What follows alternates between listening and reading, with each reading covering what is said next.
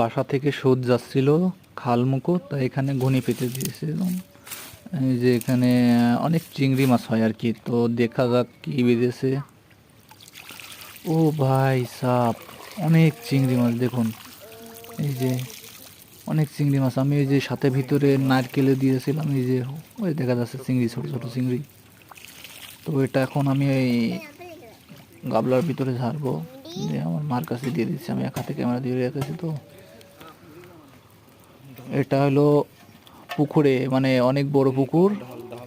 তো এমনি হয়েছে, কোনো এই মাছ ছাড়া হয়নি আর কি, এমনি হয়েছে এই মাছ আপনি ইচ্ছায়।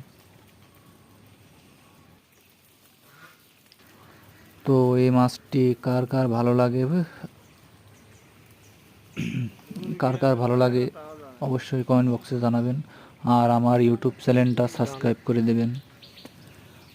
আমি ইউটিউবে নতুন, সবাই আমাকে একটু সাপোর্ট করবেন, যেন আমি আইডিটা অনেক বড় করতে পারি, অনেক বড় পর্যায়ে যেতে পারি। এই যে দেখুন চিংড়ি মাছ, অনেক সুন্দর দেখতে।